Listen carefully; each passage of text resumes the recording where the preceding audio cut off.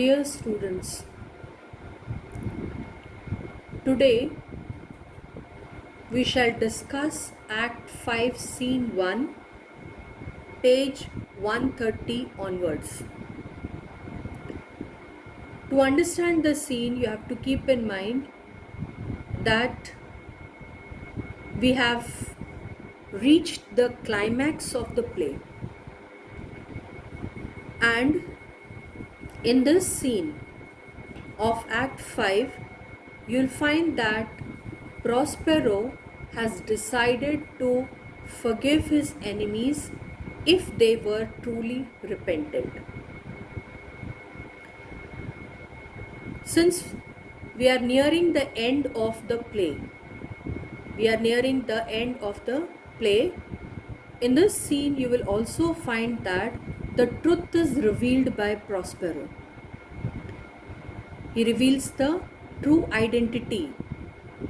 He is now he shows his relent towards Caliban, Stefano and Trinculo.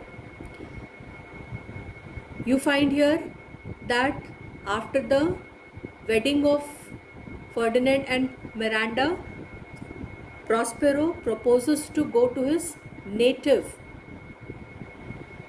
to his own country, hometown, that is Milan, or the dukedom of which he has now been restored. Okay, back to him. So you will find in this last act that Prospero forgives his enemies if they are truly repentant. He reveals his true identity to the other characters of the play, and since it is the end of the play, you'll find that Prospero has been restored back. He has managed to restore back his dukedom from Antonio,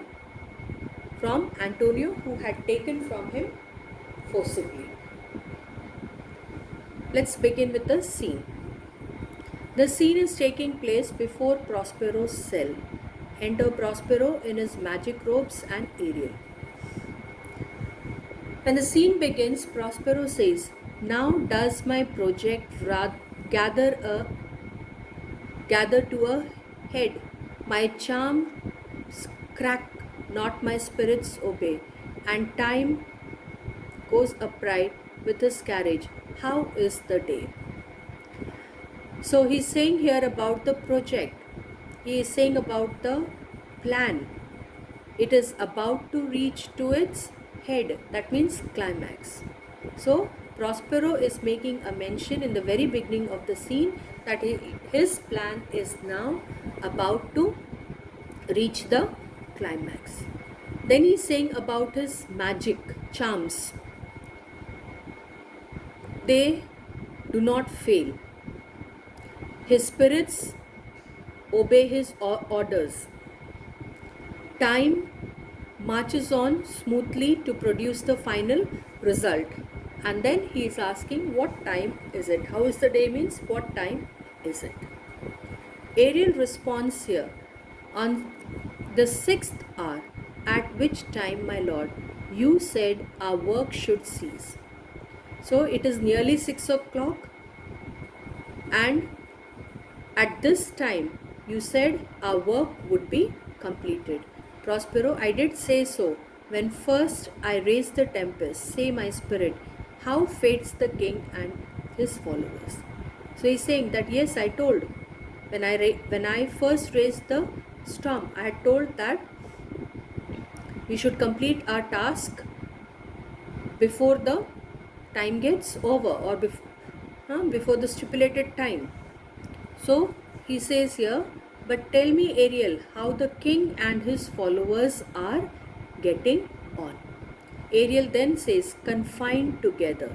They are confined together in the same fashion as you gave in charge. So as per your orders, they have been confined together. That means imprisoned together. Just as you left them all prisoners in the Lime Grove which weather tends your cell.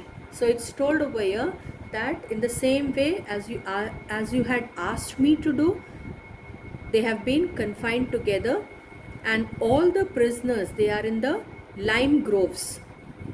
They are in the lime groves which weather fence your cell. That means that protects yourself. Protects yourself. They cannot buzz till you release. So they cannot buzz means they cannot move till you release them. The king, his brother, and yours.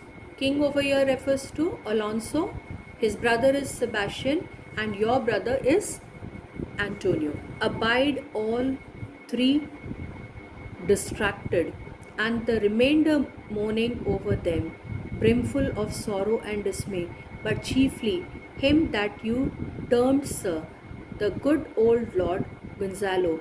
His tears run down his beard like winter's drop from eaves of reeds.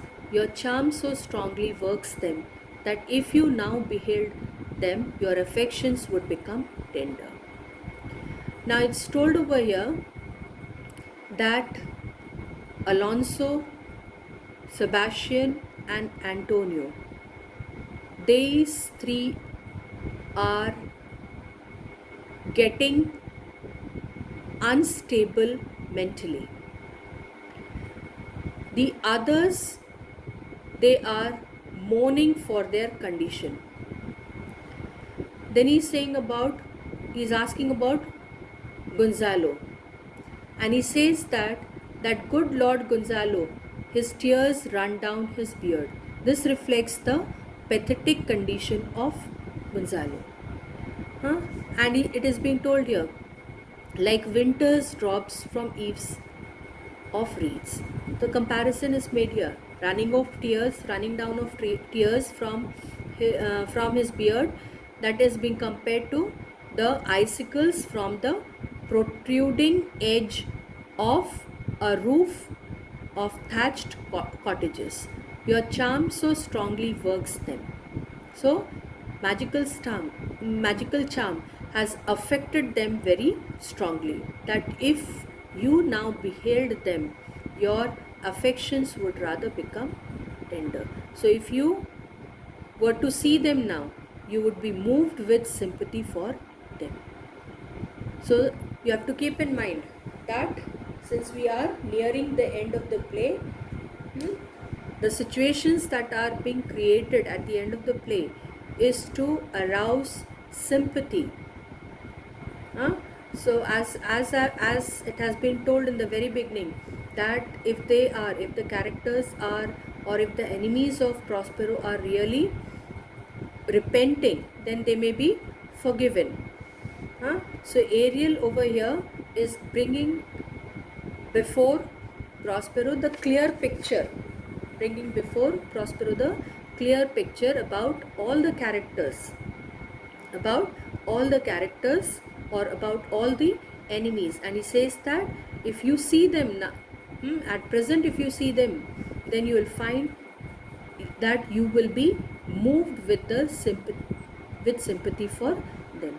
Then Prospero says, dost thou think so, spirit? Do you think so? Ariel, mine would, sir, were I human.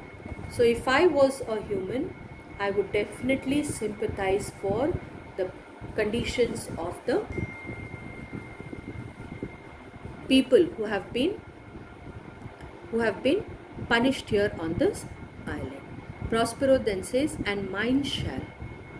So if your sympathies, he means to say here that if you will be sympathetic, then he means to say here that it is obvious that my sympathies will also be aroused. Hast thou, which art but air, a touch, a feeling of their affection, and shall not myself, one of their kind, that relish all as sharply as passion as they, be kindlier moved than thou, though with their high wrongs I am struck to the quick.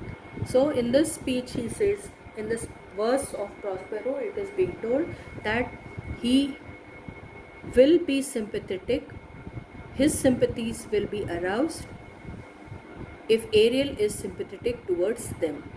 And then it is being told over here that has thou, which art but air. So you are an airy spirit.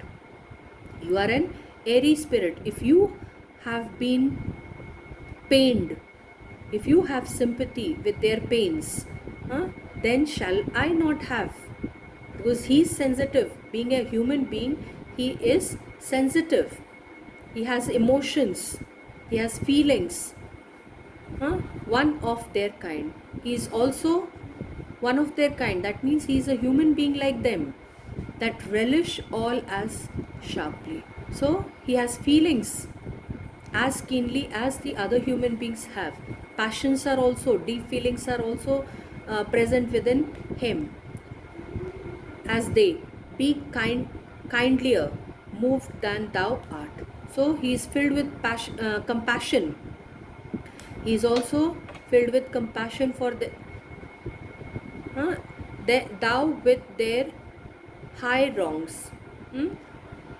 Though with their high wrongs I am struck to the quick. So it's told over here that Prospero is hurt with the injustice done to him. But now when he finds, when he knows about their condition, he says that he will be deeply hurt due to the injustice. He feels deeply hurt due to the injustice that they have done to me.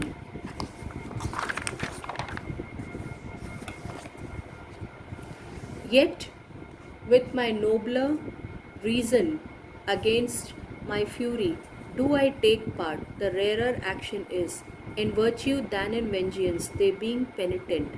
The sole drift of my purpose doth extend, not a frown further, go release them. Now what is he saying here? That he is guided by reason than anger. He is guided by reason than anger. And he believes that forgiveness is better than taking the revenge. Okay? Forgiveness is better than taking the revenge. So he says here that his intention was to make them realize. His intention was to make them realize. And now what he wants to say here, that since they have realized their fault, they are penitent, the sole drift of my purpose doth extend, not a frown further. So he does not want to express displeasure any more. So that's why he is telling Ariel to go and release them.